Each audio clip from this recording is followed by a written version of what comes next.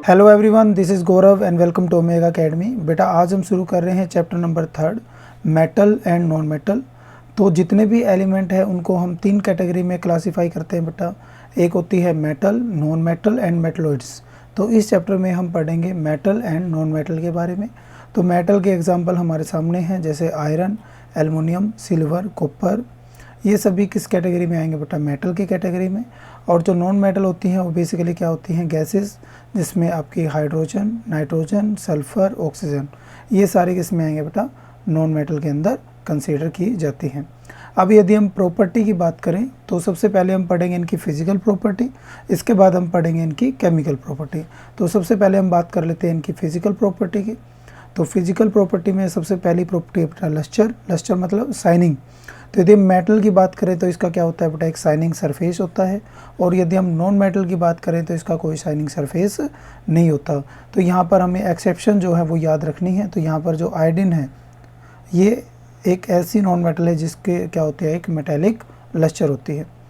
इसके बाद यदि हम बात करें बेटा हार्डनेस, तो मेटल जो होती है वो बेसिकली क्या होती है बेटा? हार्ड होती हैं। लेकिन यहाँ पर 2 एक्सेप्शन हैं, एक सोडियम और दूसरा जो है पोटेशियम। तो ये दोनों जो मेटल हैं बेटा ये हमारी क्या होती हैं? सॉफ्ट होती हैं और इनको हम नाइफ़ के साथ क्या कर सकते हैं? कट कर सकते हैं। इसके साथ यहाँ पर लिथियम भी आपने याद रखना है, ये भी आपके क्या होंगे? जो है सॉफ्ट मेटल होंगे।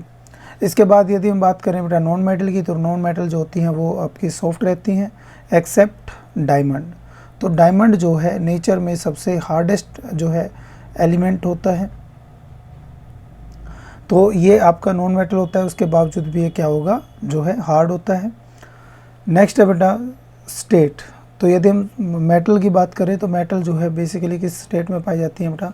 सॉलिड स्टेट में पाई जाती है। और यहाँ पर एक एक्सेप्शन है मरकरी, जो कि आपकी किस स्टेट में पाई जाती है? लिक्विड स्टेट के अंदर पाई जाती है। और यदि हम नॉन मेटल की बात करें बेटा, नॉन मेटल जो होती हैं वो या तो सॉलिड या फिर गैसियस स्टेट में मिलती हैं। लेकिन यहाँ पर भी एक एक्सेप्शन है बेटा ब्रोमीन। तो ब्रोमीन जो है ये हमारी जो है नॉन मेटल है, लेकिन ये लिक्विड स्टेट में पाई जाती है। इसके बाद है बेटा मेलिएबिलिटी। मेलिएबिलिटी का मतलब होता है कि इनको हम जो है सीट की फॉर्म में जो है चेंज कर सकते हैं। तो मेटल जो है उनको हम थिन सीट की फॉर्म में चेंज कर सकते हैं। और यदि हम मेलिएबल मेटल की बात करें तो गोल्ड एंड सिल्वर 2 ऐसी जो है मेटल हैं जो बहुत ज़्यादा क्या है? मेलिएबल हैं।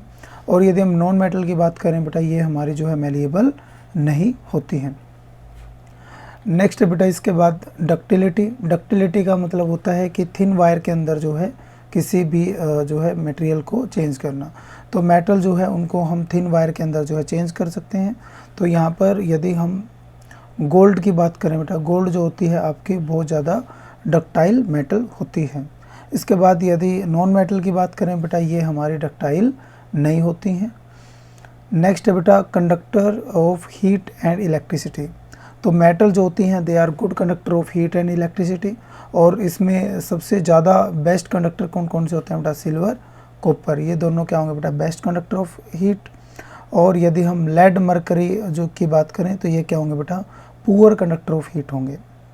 इसके बाद यदि नॉन मेटल की बात करें, नॉन मेटल जनरली क्या होती है बेटा? जो है पुअर कंडक्टर ऑफ हीट होंगी। लेकिन यहाँ पर एक एक्सेप्शन है ग्रेफाइट, जो कि आपकी क्या होती है बेटा? गुड कंडक्टर ऑफ हीट होती है। इसके बाद यदि डेंसिटी की बात करें बेटा, डेंसिटी जो है मेटल की जनरली क्या होंगी बेटा? हाई होगी। तो डेंसिटी हाई होती है। और यहाँ पर जो है इनका मेल्टिंग पॉइंट भी क्या होता है बेटा? ज़्यादा होता है। और यदि हम बात करें बेटा सोडियम और पोटेशियम, ये 2 जो हैं ये इनकी डेंसिटी क्या होती है बेटा? कम होती है। और इनको हम एक सिंपल नाइफ़ के साथ भी क्या कर सकते हैं? कट कर सकते हैं। और नॉन मेटल की बात करें बेटा, इनकी डेंसिटी बहुत कम होती है और इनका जो मेल्टिंग पॉइंट है वो भी क्या होगा? कम होगा, क्योंकि बेसिकली ये क्या होती है बेटा? गैसेस होती हैं। नेक्स्ट है सोनोरस। इसका मतलब क्या हुआ बेटा? यदि कोई मेटल स्ट्राइक करती है सरफेस के साथ तो एक साउंड प्रोड्यूस करती है। तो मेटल के केस में साउंड बहुत ज़्यादा प्रोड्यूस होती है। और नॉन मेटल जो होती हैं बेसिकली वो क्या होती है बेटा? गैस होती हैं। तो इस केस में आपको कोई भी साउंड प्रोड्यूस नहीं होती है। इसके बाद यदि हम बात करें बेटा ऑक्साइड, तो ये सबसे इम्पोर्टेंट है बेटा, जो मेटल के ऑक्साइड होते हैं वो बेसिक इन नेचर होंगे। और जो नॉन मेटल के ऑक्साइड होंगे वो एसिडिक इन नेचर होंगे। ये हमने जो है याद रखना है। तो यहाँ पर थी बेटा सारी की सारी ये जो थी हमारी फिजिकल प्रॉपर्टीज़। तो नेक्स्ट है बेटा केमिकल प्रॉपर्टी ऑफ मेटल। तो सबसे पहले हम बात करेंगे बेटा रिएक्शन विद एयर। तो मेटल को जब बर्न किया जाता है तो हमारे पास जो बनता है बेटा वो क्या प्रोडक्ट बनता है, मेटल ऑक्साइड। और जो मेटल ऑक्साइड होते हैं वो नेचर में कैसे होते हैं बेटा, बेसिक होते हैं। तो यहाँ पर जो मेटल है वो ऑक्सीजन के साथ रिएक्शन करके क्या बना लेती है बेटा, मेटल ऑक्साइड बना लेती है। तो यहाँ पर यदि हम बात करें रिएक्टिव मेटल की, तो रिएक्टिव मेटल में आती है बेटा सोडियम एंड पोटाशियम। ये दोनों जो है रिएक्टिव मेटल हैं और ये जो है विग्रसली जो है ऑक्सीजन के साथ रिएक्शन कर लेती है। तो इसलिए इनको किस में रखा जाता है बेटा, केरोसिन ऑयल के अंदर इनको रखा जाता है, ताकि ये जो इन्वायरमेंट के अंदर ऑक्सीजन है उसके साथ रिएक्शन ना करे। इसके बाद यदि हम बात करें बेटा magnesium, aluminium, zinc and lead, ये चारों मेटल जो है बेटा इनके चारों तरफ क्या बन जाती है, एक ऑक्साइड की लेयर बन जाती है जो इसको फर्दर ऑक्सीडाइज होने में प्रिवेंट करती है। तो यहाँ पर यदि हम एल्युमिनियम की बात करें तो इसके चारों तरफ क्या हो जाती है बेटा, एल्युमिनियम ऑक्साइड की क्या बन जाती है, एक लेयर, जिससे ये फर्दर जो है ऑक्सीडाइज नहीं होती है। इसके बाद यदि हम बात करें बेटा आयरन की, जो आयरन जो है वैसे तो आपका जो है बर्न नहीं होता है यदि हम उसको हीट करें, लेकिन यदि इसका जो पाउडर फॉर्म है यदि इसको हम बर्न करें तो ये विग्रसली जो है बर्न हो जाता है। यदि हम कॉपर की बात करें बेटा, ये भी हमारा जो है बर्न नहीं होता है, लेकिन इसके ऊपर जो है ऑक्साइड की एक लेयर बन जाती है जो कि आपकी किस कलर की होगी बेटा, ब्लैक कलर की होगी। तो ये आपने याद रखना है, कॉपर ऑक्साइड जो होता है बेटा ये कैसा होता है, कलर ब्लैक कलर का होता है। नेक्स्ट है बेटा यदि हम बात करें जो है गोल्ड एंड सिल्वर, तो गोल्ड एंड सिल्वर जो है ये आपके ऑक्सीजन के साथ रिएक्शन नहीं करते हैं, तो इसलिए इनको क्या बोलेंगे बेटा, इनर्ट मेटल बोलेंगे। इसके बाद है एम्फोटेरिक ऑक्साइड। तो एम्फोटेरिक ऑक्साइड उन मेटल के ऑक्साइड होते हैं बेटा जो एसिड और बेस दोनों तरह की प्रॉपर्टी शो करे। तो यदि हम बात करें यहाँ पर Al2O3 जो कि हमारा क्या है बेटा, एल्युमिनियम ऑक्साइड, तो यहाँ पर ये HCl एसिड के साथ रिएक्शन कर रहा है बेटा और क्या बना रहा है, सोल्ट एंड वाटर। तो यहाँ पर क्या बन रहा है बेटा, सोल्ट एंड वाटर। तो इस केस में फर्स्ट केस में किसकी तरह वर्क कर रहा है बेटा, ये एक बेस की तरह वर्क कर रहा है। और यदि हम सेकंड रिएक्शन की बात करें तो यहाँ पर ये किसकी तरह काम कर रहा है बेटा, एक एसिड की तरह काम कर रहा है और ये NaOH एक बेस के साथ रिएक्शन करके क्या बना रहा है बेटा, सोल्ट एंड वाटर। तो यहाँ पर ऐसे ऑक्साइड जो दोनों तरह की प्रॉपर्टी शो करे, जो है एसिडिक भी और बेसिक भी, ऐसे मेटल को हम क्या बोलेंगे बेटा, एम्फोटेरिक ऑक्साइड बोलेंगे। इसके बाद है next reaction of metal with water. तो वाटर के साथ जो है मेटल कैसे रिएक्शन परफॉर्म करती है। तो यदि हम मेटल की रिएक्शन देखें बेटा वाटर के साथ, तो कुछ मेटल जो हैं जो कि आपकी लो रिएक्टिव होती हैं वो वाटर के साथ रिएक्शन नहीं करती हैं, और जो बहुत ज़्यादा रिएक्टिव मेटल होती हैं जैसे हम सोडियम और पोटेशियम, ये हमारी जो है वाटर के साथ विग्रसली जो है आपकी रिएक्शन शो करती है। तो मेटल की जब वाटर के साथ रिएक्शन होती है बेटा, एक तो बनता है मेटल ऑक्साइड और दूसरा यहाँ पर क्या रिलीज होती है बेटा, हाइड्रोजन। और फर्दर जो है मेटल ऑक्साइड हमारा वाटर के साथ रिएक्शन करके क्या बना लेता है बेटा, मेटल हाइड्रो ऑक्साइड। तो यदि हम बात करें बेटा मैग्नीशियम की और इसकी रिएक्शन जो है H2O के साथ हो, तो हमारे पास क्या बनेगा बेटा, मैग्नीशियम ऑक्साइड बनेगा, प्लस यहाँ पर हाइड्रोजन क्या होगी बेटा, रिलीज होगी। और फर्दर यदि मैग्नीशियम ऑक्साइड की रिएक्शन हम देखें किसके साथ बेटा, वाटर के साथ, तो हमारे पास यहाँ पर क्या बन जाएगा बेटा, मैग्नीशियम हाइड्रो ऑक्साइड। और ये कैसा होता है बेटा, नेचर में बेसिक होता है। तो बेसिकली क्या है, एक बेस है। तो यहाँ पर यदि हम बात करें बेटा सोडियम, पोटाशियम एंड कैल्शियम, ये तीनों मेटल जो है बहुत ज़्यादा रिएक्टिव हैं और ये जो है कोल्ड वाटर के साथ भी क्या कर लेती है बेटा, जो है रिएक्शन कर लेती है। और इसके बाद यदि हम बात करें बेटा मैग्नीशियम की, तो ये जो हमारी हॉट वाटर के साथ क्या करती है, रिएक्शन करती है। और कैल्शियम और मैग्नीशियम के केस में क्या होता है, ये दोनों जो मेटल हैं वो फ्लोट करती है यदि वो किसके साथ रिएक्शन करें, वाटर के साथ। तो ऐसा क्यों होता है बेटा, क्योंकि यहाँ पर क्या होती है, यदि हम मेटल लें बेटा या तो कॉपर या मैग्नीशियम, कॉपर या मैग्नीशियम, तो यहाँ पर ये क्या करेगी बेटा, हाइड्रोजन को रिलीज़ करेगी। और जो हाइड्रोजन होती है वो इसी मेटल के साथ क्या कर जाती है बेटा, स्टिक कर जाती है। और क्योंकि हाइड्रोजन जो है वो हल्की होती है गैस, तो ये वाटर में ऊपर की तरफ क्या करती है बेटा, फिर फ्लोट करती है। तो इसका रीज़न क्या होगा कि यहाँ पर क्या होता है बेटा, हाइड्रोजन जो है वो स्टिक कर जाती है किसके साथ, कैल्शियम और मैग्नीशियम के साथ। और यहाँ पर यदि हम बात करें बेटा एल्युमिनियम, आयरन और जिंक, ये जो है स्टीम के साथ जो है आपकी रिएक्शन शो करती है। और यदि हम बात करें बेटा लेड, कॉपर और जो है गोल्ड एंड सिल्वर, ये हमारी रिएक्शन नहीं देती है किसके साथ, वाटर के साथ। तो यहाँ से हम एक चीज़ क्लियर हुई बेटा कि जो मेटल आपकी ज़्यादा रिएक्टिव हैं वो कोल्ड वाटर के साथ भी रिएक्शन करती हैं, जो उससे कम रिएक्टिव हैं वो हमारी जो है नॉर्मल वाटर के साथ रिएक्शन करेंगी, और जो उससे कम रिएक्टिव है बेटा वो हमारी हॉट वाटर के साथ रिएक्शन करेगी, और उससे भी यदि जो कम रिएक्टिव है वो हमारी स्टीम के साथ क्या करेगी, रिएक्शन शो करेगी। नेक्स्ट है बेटा reaction of metal with acid. तो जो एसिड के साथ मेटल कैसे रिएक्शन परफॉर्म करती है। अभी हमने देखा बेटा जो मेटल के ऑक्साइड होते हैं वो कैसे होते हैं, नेचर में बेसिक होते हैं। तो जब ये डाइल्यूट एसिड के साथ रिएक्शन करती है बेटा तो हमारे पास क्या बनता है, सॉल्ट एंड H2 गैस बनती है। और यहाँ पर जो है कॉपर और जो है गोल्ड और मरकरी, ये जो है रिएक्शन नहीं देते हैं किसके साथ, एसिड के साथ। तो यहाँ पर एक टेबल जो है आपने याद रखनी है बेटा, तो एक बार रिवाइज कर लेते हैं प्लीज़।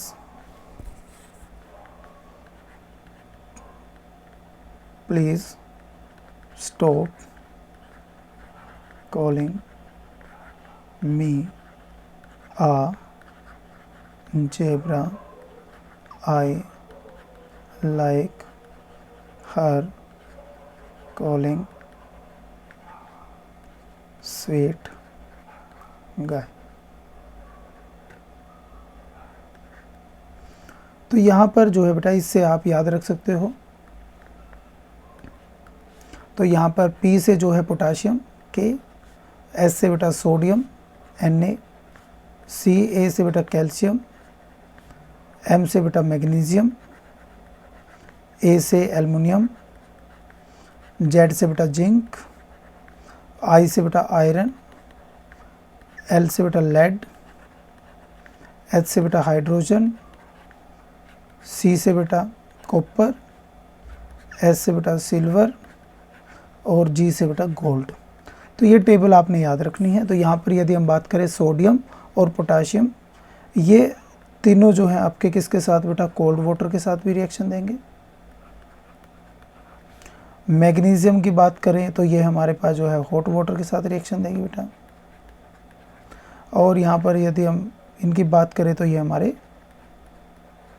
स्टीम के साथ जो है रिएक्शन शो करेंगे। और ये जो नीचे है बेटा हाइड्रोजन के नीचे, ये हमारे जो है ये रिएक्शन नहीं देते हैं किसके साथ, ये हमारे जो है वाटर के साथ रिएक्शन शो नहीं करते हैं। तो ये आपने याद रखना है। इसके बाद है बेटा मेटल विद एसिड। तो वो सारी मेटल जो बेटा हाइड्रोजन से ऊपर हैं, वो सारी की सारी मेटल जो है वो किसके साथ रिएक्शन शो करेगी बेटा, एसिड के साथ रिएक्शन शो करेगी। और इसके नीचे यदि हम बात करें बेटा कॉपर और जो है सिल्वर एंड जो है गोल्ड, और इसके बीच में आ जाता है बेटा मरकरी। ये आपने वैसे याद रख लेना है, मरकरी ये हमारे किसके साथ रिएक्शन शो नहीं करते हैं बेटा, ये हमारे एसिड के साथ रिएक्शन शो नहीं करते हैं। इसके बाद नेक्स्ट है बेटा reaction of metal with solution of other metal salt. तो ये हम जो है फर्स्ट चैप्टर में भी पढ़ चुके बेटा। ये हमारी जो है डिस्प्लेसमेंट रिएक्शन है, डिस्प्लेसमेंट रिएक्शन। तो यहाँ पर हम कोई एक मेटल लेते हैं बेटा और साल्ट ऑफ मेटल बी, और यहाँ पे साल्ट सॉल्यूशन ऑफ मेटल ए, और यहाँ पर मेटल बी को ये क्या कर देती है बेटा, डिस्प्लेस कर देती है। तो यहाँ पर जो हमने लिया बेटा कॉपर और आयरन, इन दोनों में कौन ज़्यादा रिएक्टिव है। तो यदि हम रिएक्टिविटी सीरीज में देखें बेटा तो कॉपर और आयरन की बात करें तो आयरन जो है हमारा कॉपर से ज़्यादा क्या है बेटा, रिएक्टिव है। इसलिए क्या करेगा, ये कॉपर को रिप्लेस कर देगा या फिर कह सकते हो डिस्प्लेस कर देगा। तो यहाँ पर क्या बन जाएगा बेटा, FeSO4, और कॉपर को ये क्या कर देगा, डिस्प्लेस कर देगा। तो ये हमारी रिएक्टिविटी सीरीज, हम ऑलरेडी इसको पढ़ चुके हैं। तो नेक्स्ट है reaction of metal with non metal. तो मेटल जो है वो नॉन मेटल के साथ किस तरीके से रिएक्शन करती हैं। तो यदि हम मेटल की बात करें बेटा तो मेटल के केस में क्या होता है बेटा, यहाँ पर इनके आउटर मोस्ट में क्या होता है बेटा, एक वैलेंस इलेक्ट्रॉन होता है। और यदि हम नॉन मेटल की बात करें तो वो उनको एक इलेक्ट्रॉन की रिक्वायरमेंट होती है। तो यहाँ पर atom of metal lose electron from their valence shell. तो यहाँ पर क्या होता है बेटा, यदि हम सोडियम की बात करें तो सोडियम के सेंटर में क्या होगा, न्यूक्लियस, इसके बाहर क्या होगी बेटा, के सेल, एल सेल, और इसके बाद क्या होगी बेटा, एम सेल। तो के सेल, एल सेल और एम सेल। तो यहाँ पर के सेल में मैक्सिमम जो है बेटा 2 इलेक्ट्रॉन आ सकते हैं, तो के सेल में हम मान लेते हैं 2 इलेक्ट्रॉन, और एल सेल में बेटा 8 इलेक्ट्रॉन आ सकते हैं। अब इसका एटॉमिक नंबर जो है वो कितना है बेटा, 11, तो 2 8 हमारे यहाँ पर हो गया कंप्लीट। तो आउटर मोस्ट में कितने इलेक्ट्रॉन आएंगे बेटा, 1। तो ये इस इलेक्ट्रॉन को क्या करना चाहिए बेटा, लूज, ताकि इसकी कॉन्फ़िगरेशन क्या हो जाए, स्टेबल हो जाए। तो स्टेबल कॉन्फ़िगरेशन के लिए या तो आउटर मोस्ट में 2 इलेक्ट्रॉन होने चाहिए या 8। अब इसके आउटर मोस्ट में कितने इलेक्ट्रॉन है बेटा, 1, तो इसको एक को ये क्या कर देगा, लूज, और ये जो एक इलेक्ट्रॉन को लूज़ करेगा, इसी इलेक्ट्रॉन को क्लोरीन क्या करेगा बेटा, गेन कर लेगा, क्योंकि क्लोरीन के आउटर मोस्ट में कितने इलेक्ट्रॉन होते हैं, 7। तो अब इन दोनों का ऑक्टेट क्या हो जाएगा बेटा, कंप्लीट। तो इस तरीके से ये बॉन्ड बना लेते हैं, उनके बीच में बॉन्ड कैसे बनता है, आयनिक बॉन्ड। तो यहाँ पर बेटा देखिए, सोडियम के पास क्या है, 1 इलेक्ट्रॉन एक्स्ट्रा है, और क्लोरीन को 1 इलेक्ट्रॉन की रिक्वायरमेंट है। तो 1 इलेक्ट्रॉन जो है सोडियम से किस पे चला जाएगा, क्लोरीन पे। तो ये दोनों जो है आपस में बॉन्ड बना लेंगे, और ये बॉन्ड जो है किससे बनता है बेटा, कंप्लीट ट्रांसफ़र ऑफ इलेक्ट्रॉन से। इसलिए ऐसे बॉन्ड को हम क्या बोलते हैं बेटा, आयनिक बॉन्ड। तो आयनिक बॉन्ड वो बॉन्ड होते हैं जिनमें कंप्लीट ट्रांसफ़र ऑफ इलेक्ट्रॉन हो। तो इसके बाद है बेटा प्रॉपर्टी ऑफ आयनिक कंपाउंड। तो सबसे पहली जो प्रॉपर्टी रहती है वो क्या है बेटा, जो आयनिक कंपाउंड होते हैं वो सॉलिड होते हैं, हार्ड होते हैं और ब्रिटल होते हैं। तो जैसे हम बात करें बेटा NaCl, तो जितने भी सॉल्ट हैं तो ये आपके क्या होंगे, सॉलिड होंगे, हार्ड होंगे एंड ब्रिटल होंगे। इसके बाद है बेटा मेल्टिंग एंड बॉइलिंग पॉइंट। तो इनका जो मेल्टिंग एंड बॉइलिंग पॉइंट होता है वो हाई होता है।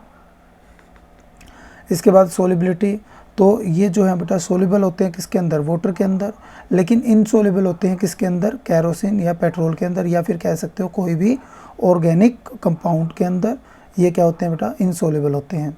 और जो भी पोलर सॉल्वेंट हो उसके अंदर क्या हो जाएंगे बेटा, ये डिसॉल्व हो जाएंगे। तो वाटर के अंदर क्या हो जाएंगे, डिसॉल्व हो जाएंगे। इसके बाद है कंडक्शन ऑफ इलेक्ट्रिसिटी।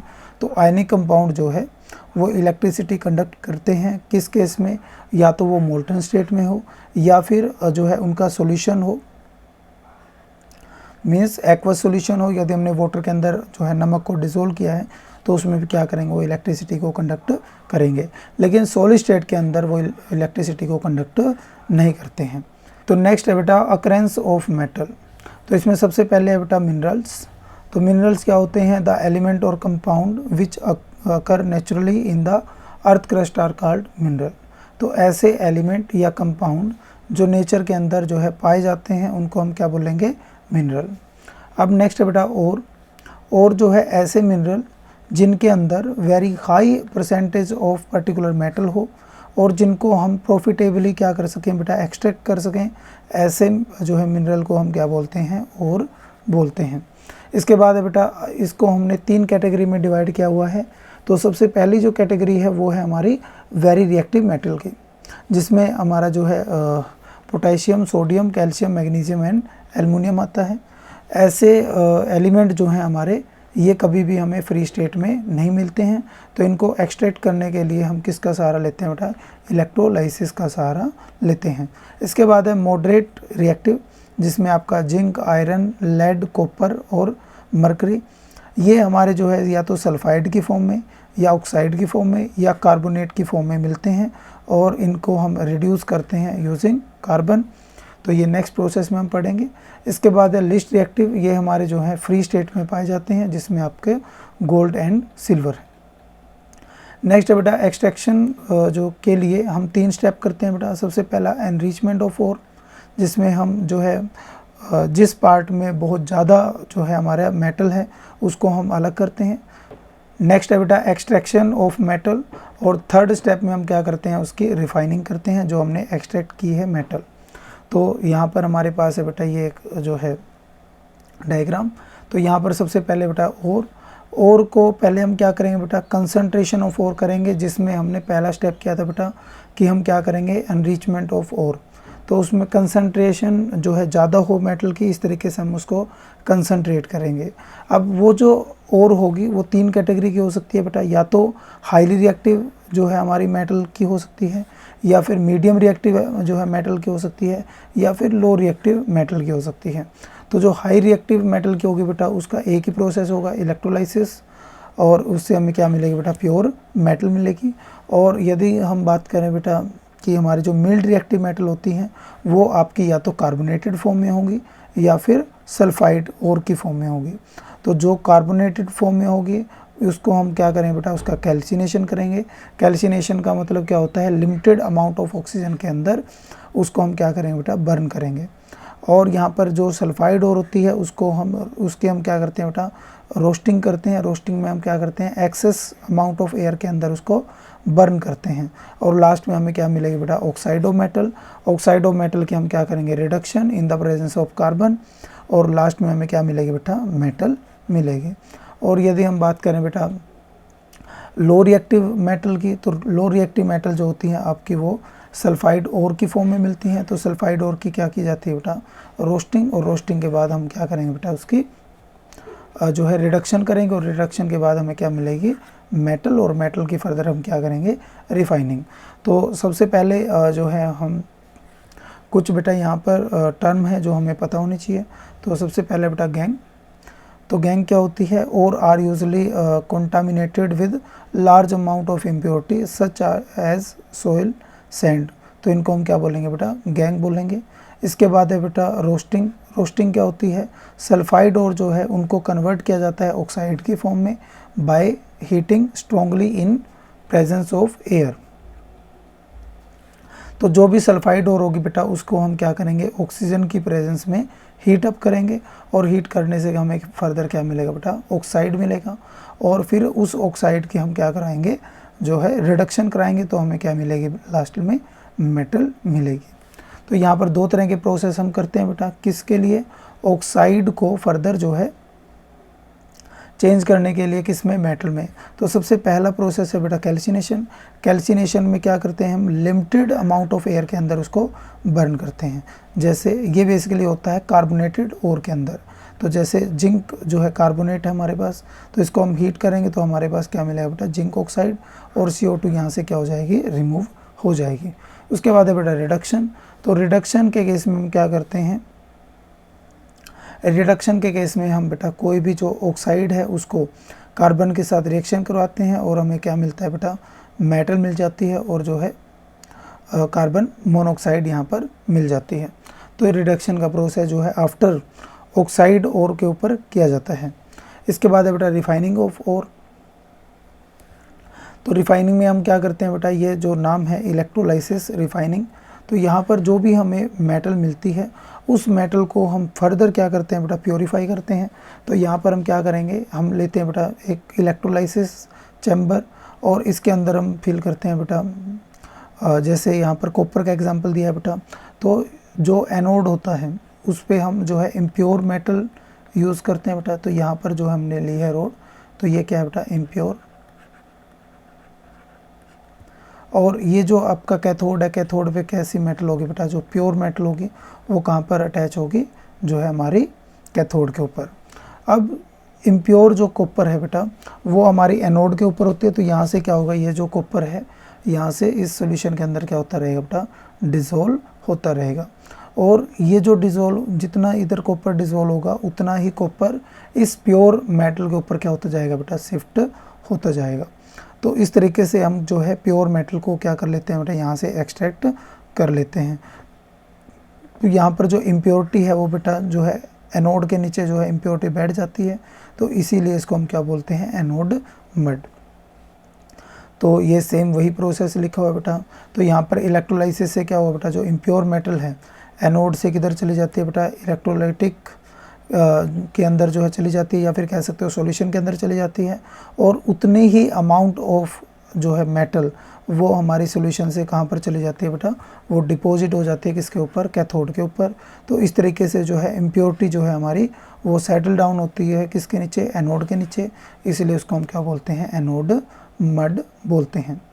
तो नेक्स्ट हमारा जो टॉपिक है बेटा वो है कोरोजन। कोरोजन में यदि हम बात करें बेटा सिल्वर की, तो सिल्वर के ऊपर जो है एक ब्लैक कोटिंग आ जाती है, जो कि किसकी आती है बेटा, सिल्वर सल्फाइड की। तो ये जो है एयर में जो SO2 है उसके साथ रिएक्शन कर लेता है और इसके ऊपर जो है कोटिंग आ जाती है ब्लैक कलर की, जो कि किसकी होती है, सिल्वर सल्फाइड की होती है। यदि हम कॉपर की बात करें तो कॉपर के ऊपर जो है एक ग्रीन कलर की कोटिंग आ जाती है बेटा, जो कि किसकी होती है, कॉपर कार्बोनेट की होती है। इसके बाद यदि हम बात करें बेटा आयरन की, तो आयरन के ऊपर जो है एक ब्राउन कलर की क्या आ जाती है बेटा, एक कोटिंग आ जाती है, जो कि आपकी क्या कहलाती है, रस्ट। तो आयरन के ऊपर जो कोटिंग होती है बेटा वो किसके साथ रिएक्शन कर लेता है, एयर के साथ। तो क्या बनता है बेटा, Fe3O4। तो ये हमारे पास क्या बनता है बेटा, एक रस्ट बन जाता है। तो इस तरीके से हमारी जो मेटल है वो क्या हो जाती है बेटा, कोरोडेड हो जाती है। तो इसको प्रिवेंट करने के लिए हम क्या करते हैं बेटा, यहाँ पर या तो हम इनकी पेंटिंग कर सकते हैं इनके ऊपर, या फिर इसकी ऑयलिंग कर सकते हैं, या फिर ग्रीसिंग कर सकते हैं, या फिर गैल्वेनाइजेशन कर सकते हैं बेटा, या फिर यहाँ पर जो है क्रोमोप्लेटिंग हो सकती है बेटा, या एनोडाइजिंग कह सकते हैं बेटा, और या फिर मेकिंग एलॉयज, इसको एलॉय की फॉर्म में हम चेंज कर सकते हैं। तो हमारा जो ये प्रोसेस है बेटा गैल्वेनाइजेशन, इसमें हम क्या करते हैं, यहाँ पर हम जो है स्टील और आयरन को रस्ट से बचाने के लिए इसके ऊपर क्या कर लेते हैं बेटा, एक जिंक की लेयर डिपॉजिट कर देते हैं। तो ये होता कैसे है बेटा, ये वही प्रोसेस है इलेक्ट्रोलाइसिस का। तो यहाँ पर जो है कैथोड पे हम वो मेटल लेते हैं जिसके ऊपर हमने क्या करना है बेटा, कोटिंग करनी है, और ये जो लेते हैं बेटा, ये जो एनोड लेंगे, एनोड उस मेटल का लेंगे जिसकी हमने क्या करनी है, कोटिंग करनी है। तो यहाँ पर एनोड को हम जिंक का ले लेंगे, और जिसके ऊपर सपोज एल्युमिनियम के ऊपर हमने, या स्टील के ऊपर, या आयरन के ऊपर हमने जो कोटिंग करनी है, सपोज आयरन के ऊपर कोटिंग करनी है, तो आयरन को हम किस पे ले लेंगे बेटा, यहाँ पर कैथोड पर हम जो है आयरन, और एनोड पर हम क्या लेंगे बेटा, जिंक को ले लेंगे। तो सडनली क्या होगा, यहाँ पर इसके ऊपर एक लेयर बन जाएगी बेटा, किसकी, जिंक की। इसी प्रोसेस को हम क्या बोल देते हैं, गैल्वेनाइजेशन बोल देते हैं। इसके बाद है बेटा एलॉयज। एलॉयज में हम क्या करते हैं बेटा, होमोजीनियस मिक्सचर ऑफ 2 और मोर मेटल। तो यहाँ पर एक से ज़्यादा मेटल को आपस में मिक्स करके हम क्या बना देते हैं, एलॉयज बना देते हैं। तो यदि हम आयरन की बात करें तो आयरन के अंदर क्या किया जाता है बेटा, कार्बन की मिक्सिंग की जाती है। और यदि हम स्टील की बात करें तो स्टील किससे बनता है बेटा, आयरन, निकल एंड क्रोमियम, तीनों को मिलाकर क्या बनता है बेटा, स्टील बनता है। यदि हम ब्रास की बात करें बेटा, ब्रास किससे बनता है, कॉपर एंड जिंक। और यदि हम ब्रॉन्ज की बात करें वो किससे बनता है बेटा, कॉपर एंड टिन से। और जो सोल्डरिंग के लिए हम किसका यूज़ करते हैं बेटा, लेड एंड टिन का यूज़ करते हैं। और एमलगम क्या होते हैं बेटा, कोई भी जो है एलॉय हो जिसमें मरकरी का यूज़ हो तो उसको हम क्या बोल देंगे, एमलगम बोल देंगे। तो यहाँ पर हमारा चैप्टर हो जाता है बेटा कंप्लीट।